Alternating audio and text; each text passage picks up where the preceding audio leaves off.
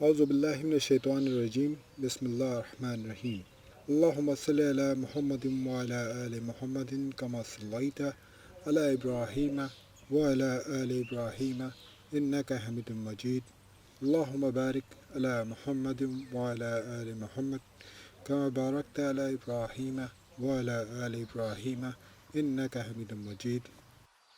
مسجد نبی کے قریب یہ ایک میوزیم ہے۔ یہاں رسول اللہ صلی اللہ علیہ وآلہ وسلم کے حجرے اور روضے کے ماڈل رکھے گئے ہیں۔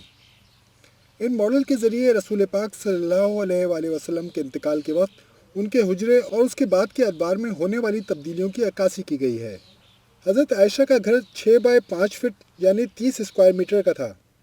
اوپر کی جانب رسول اللہ صلی اللہ علیہ وآلہ وسلم کا حجرہ تھا اور نیچے کی جانب یہ حضرت عائشہ رضی اللہ عنہ کا کمرہ ہے۔ رسول اللہ صلی اللہ علیہ وآلہ وسلم اور حضرت عائشہ صدیقہ رضی اللہ تعالیٰ عنہ کے کمرے کے 2 دروازے تھے۔ ایک دروازہ مسجد کی جانب کھلتا تھا جبکہ دوسرا دروازہ شہر کی جانب کھلتا تھا۔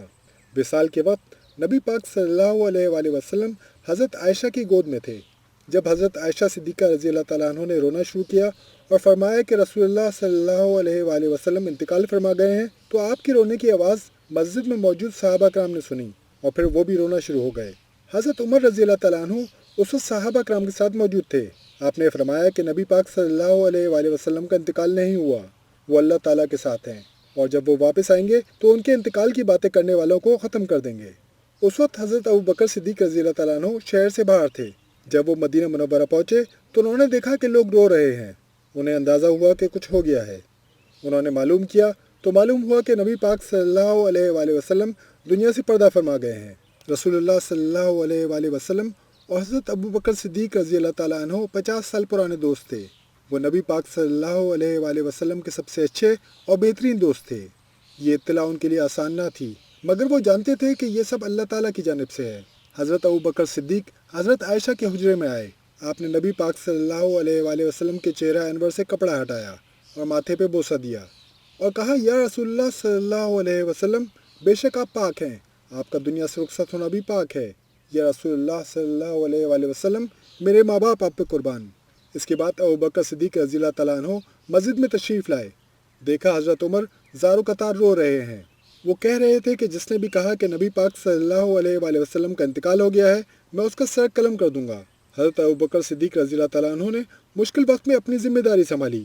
وہ جانتے تھے کہ صحابہ کرام کے لیے یہ سب تسلیم کرنا مشکل ہے۔ ابوبکر صدیق رضی اللہ تعالیٰ عنہ نبی پاک صلی اللہ علیہ وآلہ وسلم کے ممبر پر کھڑے ہوئے اور صحابہ کرام کو اپنے گرد جمع کیا اور فرمایا، اے لوگوں، جو محمد صلی اللہ علیہ وآلہ وسلم کی عبادت کرتا ہے، اسے معلوم ہو جائے کہ محمد صلی اللہ علیہ وآلہ وسلم انتقال کر گئے ہیں، اور جو اللہ کی عبادت کرتا ہے وہ یہ جان لے کہ اللہ ہمیشہ سے ہے اور ہمیشہ رہے گا۔ حضرت عمر نے جب یہ سنا تو ان کے ہاتھ سے تلوار نیچے گر گئی۔ انہوں نے تسلیم کر لیا کہ نبی پاک صلی اللہ علیہ وسلم اس دنیا میں نہیں رہے۔ پھر صحابہ کرام نے وضو کیا اور صاف کپڑے پہنے اور نبی پاک صلی اللہ علیہ وآلہ وسلم کے گرد جمع ہو گئے اور باری باری نبی پاک کی نماز جنازہ ادا کی۔ نبی پاک صلی اللہ علیہ وآلہ وسلم کا انتقال پیر کے روز ہوا تھا اور انہیں بدھ کے دن سپرد خاک کیا گیا تھا۔ رسول اللہ صلی اللہ علیہ وسلم کے انتقال کے بعد حضرت عائشہ صدیقہ رضی اللہ تعالیٰ عنہ نے نبی پاک کے گھر میں ہی قیام کیا۔ وہ پوری زندگی اسی گھر میں رہیں۔ ان کا بستر بھی روضہ رسول صلی اللہ علیہ وآلہ وسلم کے قریب ہی تھا۔ حضرت ابوبکر صدیق رضی اللہ تعالیٰ عنہ کے وفات کے بعد بھی ان کا یہی معمول رہا، مگر حضرت عمر رضی اللہ تعالیٰ عنہ کے انتقال کے بعد حضرت عائشہ نے کمرے میں دیوار قائم کر دی۔ حضرت عائشہ جب بھی روضہ رسول صلی اللہ علیہ وآلہ وسلم پر جاتی، وہ پہلے اچھی طرح حجاب کرتی اور پھر احاطے میں داخل ہوتی۔ اس لیے خواتین اس جانب سے روزے پر حاضری دیتی ہیں۔ دیوار کے قریب سب سے پہلے اور اوپر یہ نبی پاک صلی اللہ علیہ وآلہ وسلم کا روضہ ہے۔ اس کے بعد حضرت ابوبکر صدیق رضی اللہ تعالیٰ عنہ کی قبر نبی پاک کے برابر میں تھوڑی سی نیچے کی جانب ہے۔ حضرت ابوبکر کے برابر میں تھوڑا سا نیچے حضرت عمر آرام فرما ہے۔ یہ ترتیب صحابہ کرام کی جانب سے بنائی گئی تھی۔ نبی پاک کے احترام میں سب سے اوپر، پھر حضرت ابوبکر صدیق، اس کے بعد حضرت عمر رضی اللہ تعالیٰ عنہ۔ اب ہم آپ کو ایک اینیمیشن کے ذریعے سمجھاتے ہیں کہ رسول اللہ صلی اللہ علیہ وآلہ وسلم کے روزے کی توسیعات کس طرح ہوئیں۔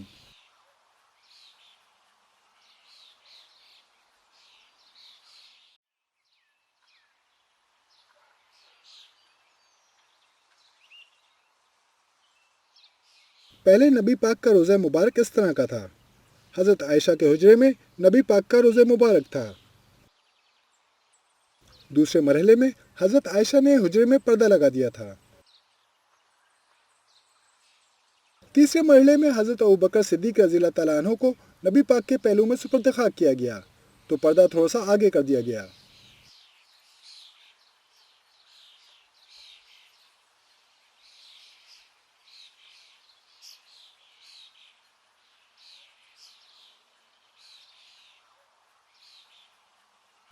چوتھے مرحلے میں حضرت عمر کے وصال کے بعد حجرے میں دیوار بنا دی گئی، کیونکہ حضرت عمر حضرت عائشہ کے لیے نامحرم تھے۔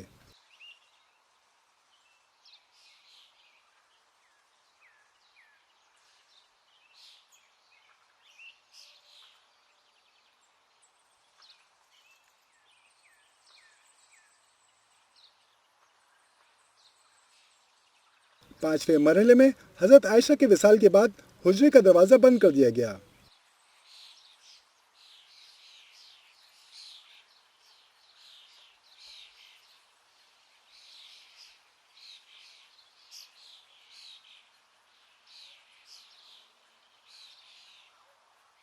چھٹے مرحلے میں ولید بن مالک کے دور میں مسجد نبی کی توسیع ہوئی اور روزہ اطہر کو مسجد کا حصہ بنا دیا گیا۔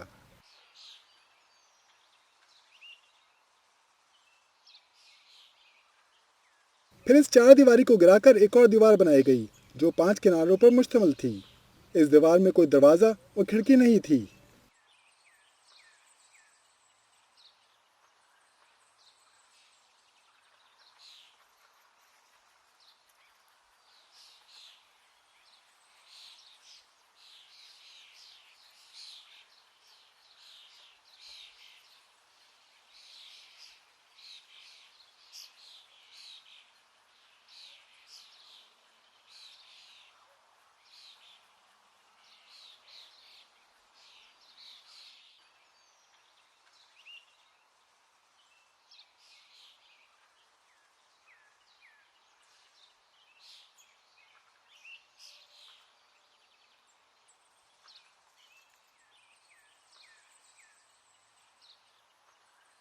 یہ حضرت عائشہ صدیقہ رضی اللہ تعالیٰ عنہ کا کمرہ اور حجرہ ہے۔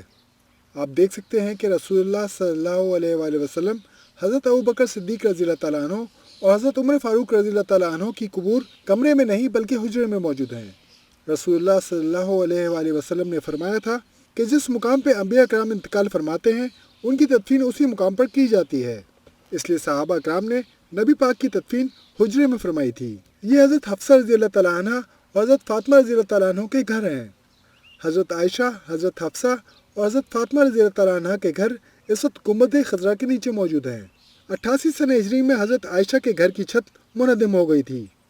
عمر بن عبدالعزیز نے حضرت عائشہ صدیقہ رضی اللہ تعالیٰ عنہ کے گھر کی تعمیر نو کی۔ عمر بن عبدالعزیز نے حضرت عائشہ کے حجرے اور کمرے کو یکجا کر دیا۔ اس دور میں حضرت حفصہ اور حضرت فاطمہ رضی اللہ تعالیٰ عنہ کے گھر بھی ختم کر دیے گئے اور اس کی جگہ روزے کے اطراف 5 کونے والی ایک دیوار بنا دی گئی۔ رسول اللہ صلی اللہ علیہ وآلہ وسلم کے روزے کے اطراف 4 کناروں والی دیوار نہیں بنائی گئی، کیونکہ خدشہ تھا کہ آنے والے دور میں لوگ خانہ کعبہ کی طرح یہاں بھی طواف کرنا شروع نہ کر دیں، اس لیے 4 کونے کے بجائے 5 کونوں والی دیوار بنائی گئی۔ اس 5 کونے والی دیوار میں کوئی دروازہ اور کھڑکی موجود نہیں ہے، اس لیے سوشل میڈیا پر موجود روزے رسول صلی اللہ علیہ وآلہ وسلم کی تمام تصاویر اور ویڈیوز جعلی ہیں۔ اس احاطے میں کوئی داخل نہیں ہو سکتا، مرمتی کام اور صفائی کے لیے بھی کوئی اندر نہیں جا سکتا۔